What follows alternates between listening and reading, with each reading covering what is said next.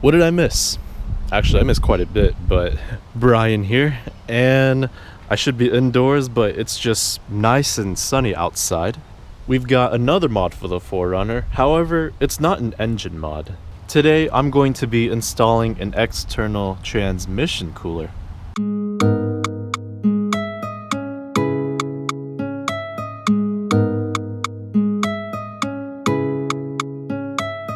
When the 4th gen 4Runners were out, Toyota added transmission coolers to the 4x4 4Runners, and usually they'll be located on the driver's side behind the grille. However, mine doesn't have one because, well, it's a two-wheel drive. To get an idea on how it's supposed to look, if I were to set this down here, that is how it's supposed to look like when everything is bolted in.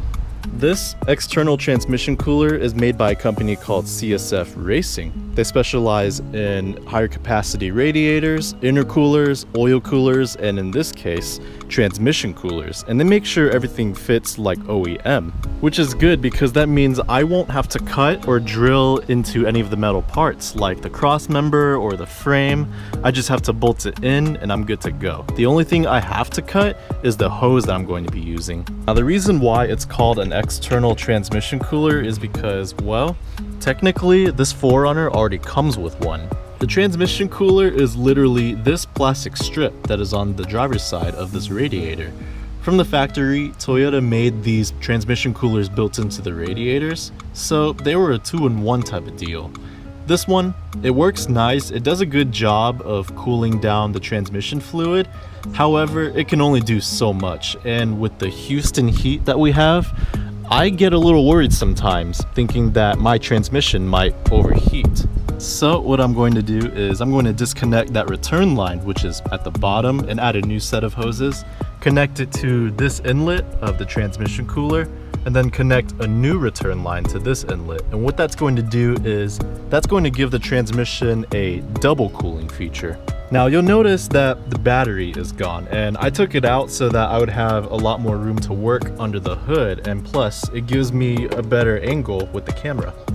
For the materials needed for this mod, we're going to need 4 bolts in various lengths, and they're going to be in metric units, 3 big washers and 1 small washer, and we're going to need 3 OEM parts, which are the mounting bracket, a grommet, and a condenser or insulator. And for the grommet and insulator, we're going to need 2 of each.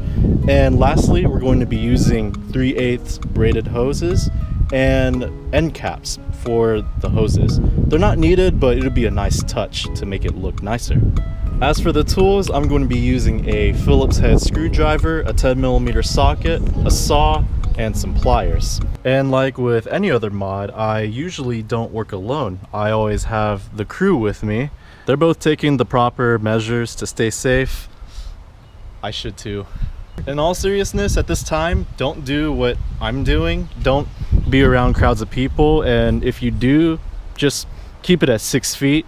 And one other thing to mention is that I had not started this vehicle today. The engine is very cold, and the reason why they're both here is because if I drove to them, the engine would have been hot and I would have had to wait for it to cool down. So instead I had the crew come to me. So without further ado, let's get to it. The first thing I'm going to do is remove that return line at the bottom.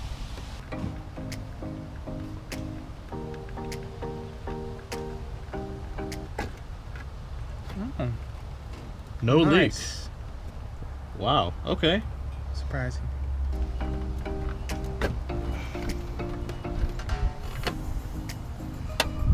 All right. So this is what the return hose looks like. It's a very short hose. I'm going to install the grommets on the transmission cooler as well as on the metal bracket.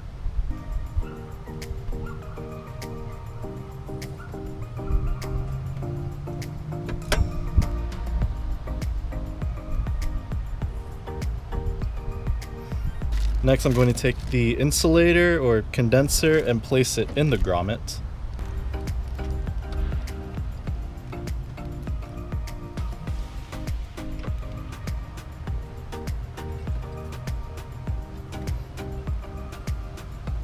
Next, I'm going to mount the mounting bracket And if you see that thread right there, that's where it's supposed to go. And just to show how it works, there is a hook on it so that it would hold on to the metal, and then that is the hole that we're gonna put a bolt in and thread it in.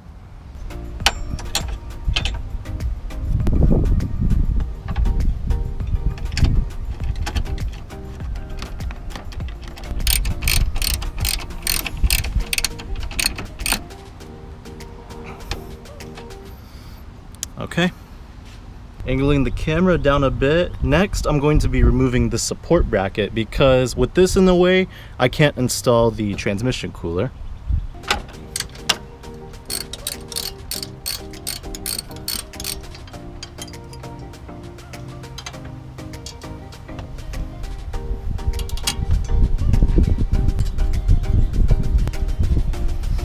There we go.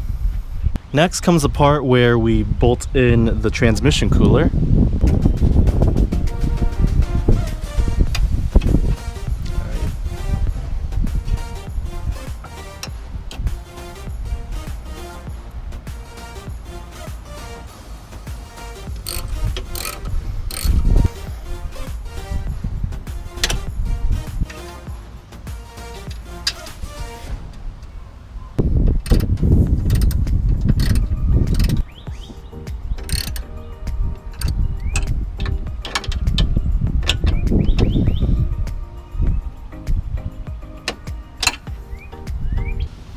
Got everything bolted in, and look, I'm trying to pull it and I'm literally moving the whole vehicle, so that is in there real good and it's not going anywhere.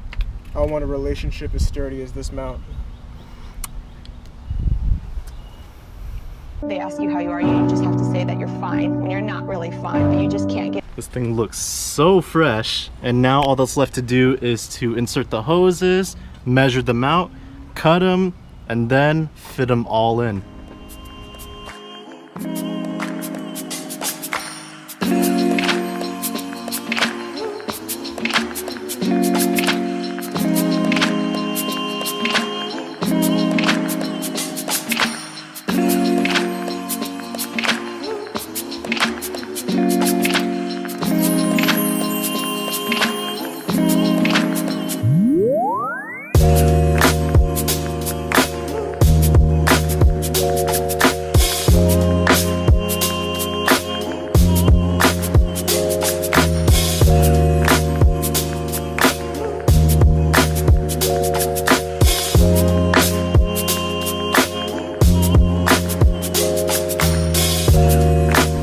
Ignore the sprinklers, but I just got the transmission cooler as well as the lines all hooked up, looking really shiny and really nice.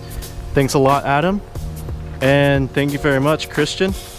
Now all that is left to do is to start it up and to check for any leaks, and if there aren't any, we should be good to go.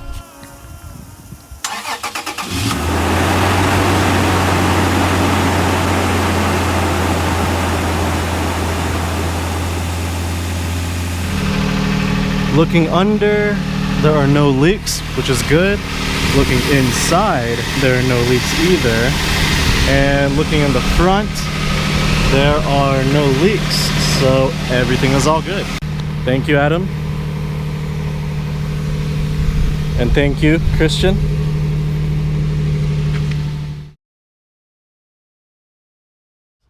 It's been a few days since I installed this transmission cooler. I wanted to drive it around, break it in, get the transmission fluid flowing through the cooler, and see how everything works. Before going into it, here's an overview of how everything works. So here's the feed line, and it sends the transmission fluid to the factory built-in transmission cooler. The fluid drops down, and if you look at the bottom, you'll see the hose that I'm shaking. The fluid goes through that line and it comes to the front, flows into the bottom of the transmission cooler, goes up, and then flows out to this new return line, and then going back to the engine. Then the return line goes all the way back down to the metal lines, and the fluid goes back to the transmission. I got an external transmission cooler because, well, I stated that in Houston, Texas, the heat is pretty brutal, especially during the summer times, and it's pretty close to summer right now. I legitimately get worried thinking my transmission may overheat and burn out because of how hot it gets. And even though my 4Runner already has a built-in transmission cooler that's built into the radiator, having an external cooler will certainly help prolong the life of the transmission and cool down the fluid even more.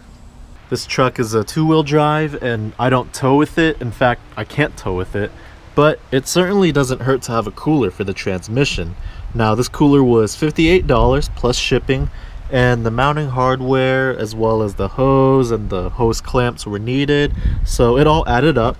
But it's better to pay 2 digits now than have to pay 3 to 4 digits later down the road because the transmission gave out. This CSF transmission cooler is really nice. It fits like OEM, which you could see it bolts in with no problem. It required some OEM parts to make it work, and it's bigger than OEM. The OEM cooler is a 7-row cooler, which is very, very small. This one is a 12-row, which is almost double the size. With this cooler, I did not have to fabricate any mounting hardware or try to find a place to mount it. It could easily bolt into the cross members. I could have added one of these universal transmission coolers. However, mounting it would have been a pain because I would have had to either mount it in front of the radiator or fabricate mounting hardware, and that is usually expensive. If I were to mount it in front of the radiator, I would have had to pull off all of these plastic pieces and this coolant reservoir tank, and it just wasn't worth it. And same goes with fabricating mounting hardware. So I ditched this universal cooler and got this CSF one instead. There are some upsides and downsides with this particular cooler. On the upside, fluid is passing through, it's cooling down, and it's easy to bolt in because, well, fits like OEM. One downside with this cooler is that it's not leveled. It's slightly tilted and it's lower on the side where the mounting bracket is. Not too sure if it'll have an effect on the cooling process, but it's bothering me a little bit. And another downside, which I think is pretty important, is that it's cooling down the fluid, but it's not cooling it down as much as I thought it would be. For one, the cooler is blocked off by the bumper. There's not a lot of air going through it, which kind of sucks. Looking through the lower grille, you could see that the power steering cooler is exposed. Air is able to go through with no problem. However, looking at the transmission cooler, not much is exposed at all. To get an idea of what it's like, the feed line gets pretty hot. In fact, it's the hottest. The return line, or at least the new return line, it gets hot, but not as hot as the feed line, and that goes the same with the transmission cooler. Now, the transmission cooler is surprisingly getting warm, and it's concerning me a little bit, but I have realized that I've been running into a lot of stop and go traffic in Houston, and I haven't had to do any consistent driving. So maybe that could be why it's not cooling down the fluid as much as I thought it would be, but it is cooling it down for sure. The fan is pulling the heat away from the radiator, so chances are it's pulling the heat away from the transmission cooler. And if I were to do more consistent driving and less stopping, it'll be able to pull more heat, which will then cool down the fluid even more. One thing I found pretty cool is that whenever I shut off the engine, the heat from the transmission cooler goes away pretty fast. It doesn't take long for this thing to cool down. It will start off warm, however, after 30 minutes to an hour, it will go down to room temperature just like that. So that is it for this video. Thanks for watching. If you're subscribed, thanks. If you're not, thanks for taking the time to watch this video. I need to figure out what to do with this cooler, but take care everyone. I will catch you on the flip side.